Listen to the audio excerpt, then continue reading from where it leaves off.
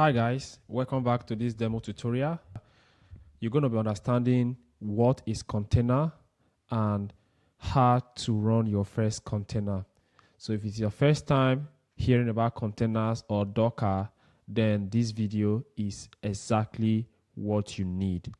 So first of all, before we understand what is Docker and what problem Docker is trying to solve, let's first of all understand what are containers. So basically, what are containers? So containers majorly are just like isolated processes. So it's just like you having different processes running on your server or on your local computer. But in this case, all the processes are isolated, which means that one process does not have access to the other, or one process cannot see another process running. So it's just like you having different processes, but they are all running as though they are the only thing or they are the only process running on that machine. And that is what container is. So on this video, you can see that we are having more than, we have like different application running as a Docker container, right? We see app 1, app B, app C, app D, app E, and app F. All of these are different containers that are running as isolated processes, on this local computer or on this server. But then, what powers this container, or what is the underlying platform or software that helps us to run different containers inside one single host? That is where Docker comes in. So Docker is a runtime that helps us to run different containers inside one server.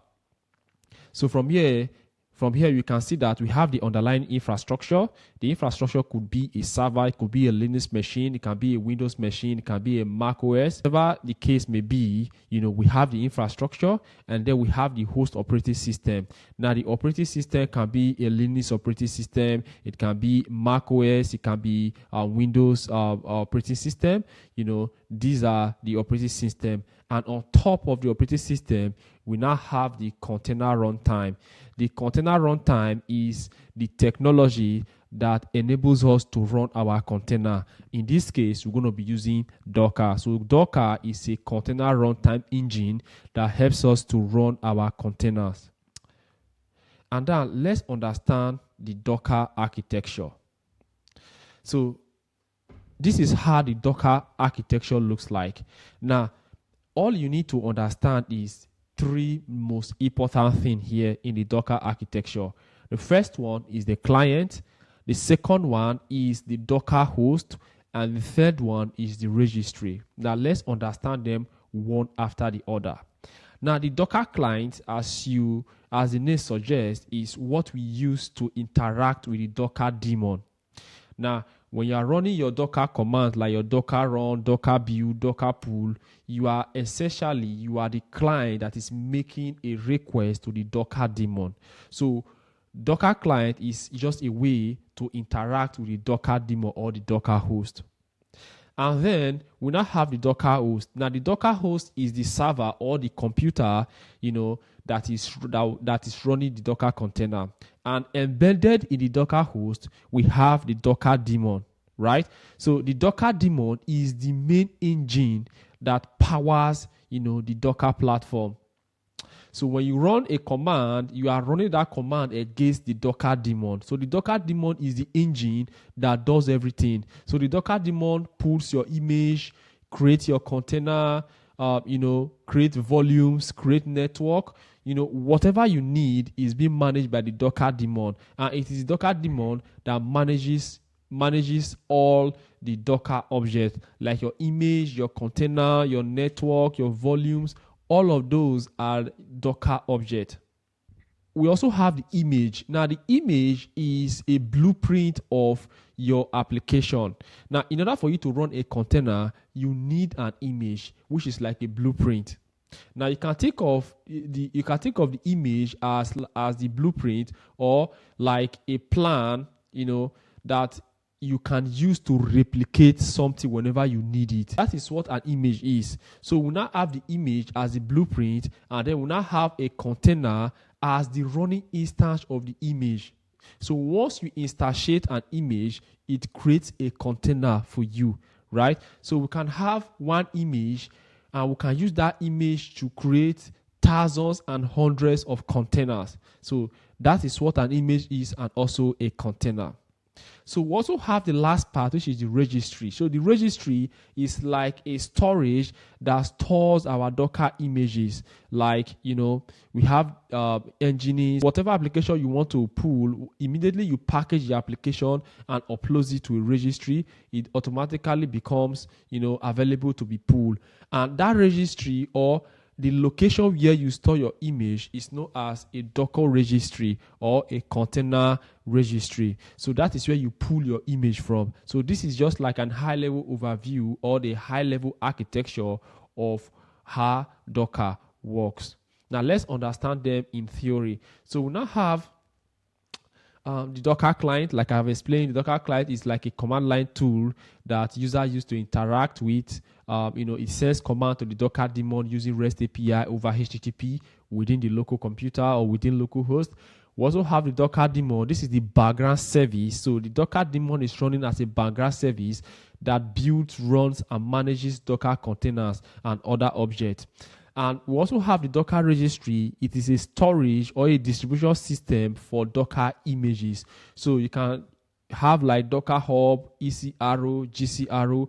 All of those are just like, different flavor of the Docker registry where you can store your Docker image.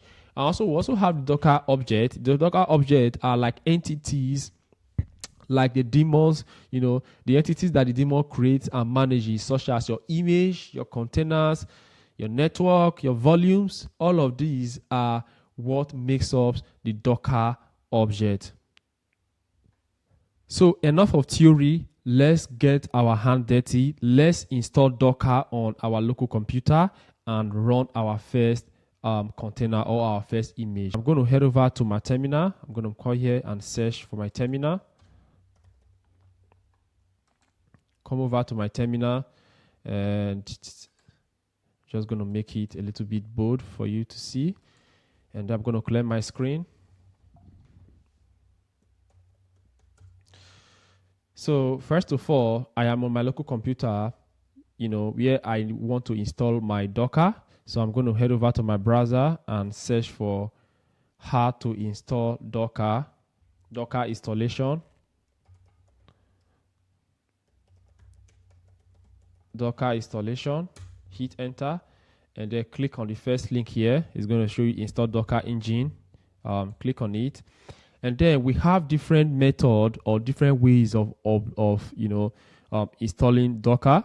So it depends on whatever machine you are using. So scroll down. As you can see, we have for CentOS, for Debian, for Fedora, for Red Hat, for Ubuntu, for different operating systems. But then I am using a Mac OS. So from here, there's no available option for Mac OS.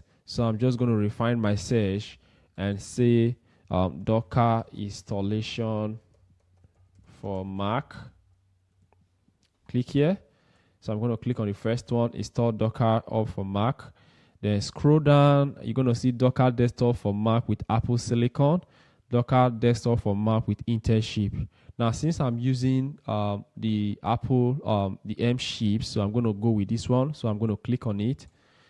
And it's going to download. But then I'm not going to install it because I already have Docker installed on my MacBook. So I'm just going to show you how to do that. So it's installing. So if you click on it like this, it's going to open and you cannot drag it into your application. But I'm not going to do that because I already have Docker installed on my MacBook. So I'm going to skip that step and I'm going to leave there. Now, once that is done, you now have Docker desktop running on your MacBook. So the next thing for you to do is to go back to your search and search for Docker. So you come here, search for Docker. You're going to see the first one, click on it. and wait for a few minutes to start up the engine. So you're going to input your password. If you have a password,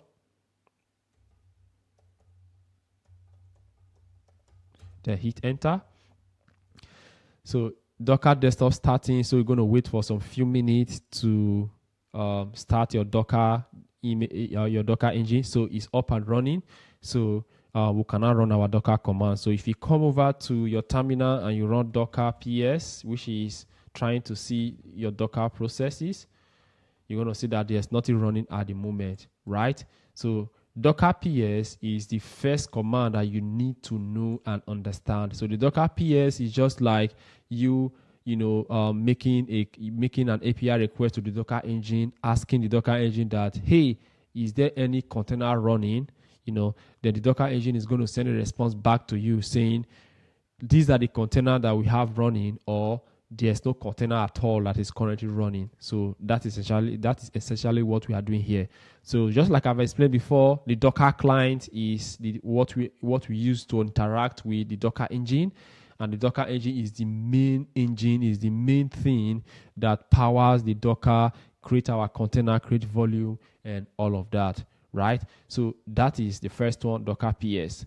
Now the second command is Docker image. So if you run Docker image or images, you're going to see all available images that we have on my local computer. So I have loads of them here. I've used them before in my previous image, so that's why you can see them here. But in your case, if it's your first time, installing Docker or container, then your image is going to be empty. You are not going to have any image, right? So that's it. That's basically it. So now let's run our first container or our first image and see how it works. Now, to run your first image, first of all, you need to head over to Docker Hub to search for a particular image, right? So you come here and search for, let's search for Docker Hub.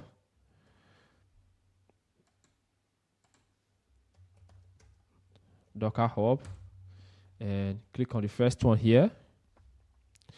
And from here, you can search for, let's say we want to deploy our first image. Let's start with Nginx. So from here, search for Nginx. Basically, whatever application you want to deploy, most of them already have like a pre-built image. You can just search it up. So search for Nginx. We're going to go with the official one. Best practice demands that we search for use the official image. So this is the official Nginx image. So I'm just going to scroll down and see. You can read through the documentation to see how to configure Nginx, different variation. And then we're going to copy the command on how to pull the image. So I'm going to copy this, how to pull the image, and also head over to my terminal. So I'm going to paste it here. Now let's understand this command. So this command means Docker pull Nginx. So basically, this is the Docker client, and we are trying to pull this image from the Docker registry. Remember, I explained what the Docker registry is in my previously. So the Docker registry is the storage, or is the location where our Docker image are being stored. So this is the Docker client that we are using to interact with the daemon, and the daemon is the engine behind everything. So the daemon is going to pull this image and then run it for us. So Docker pull followed by the image name, hit enter, and wait for a few minutes to pull our image. So as you can see, it's pulling the image, and as it's pulling the image, it is caching them so that whenever you want to pull it next time, it's not going to take a long time because it already has like a cache, on your local computer. So now the pulling is complete. So let's search. Let's do Docker image again. Let's see. Docker images. Now, if you scroll down, you're going to see the Nginx here that has been pulled successfully. It is 89.9 megabytes. So that is Nginx. And now we've pulled our image. Now let's run our image. So let's clear the screen and do Docker run. First of all, Docker run. Let's grab the image. Let's grab our image first. If not, so the image is Nginx This is the image, and this is the tag. Make sure you get the tag correctly. Copy the tag.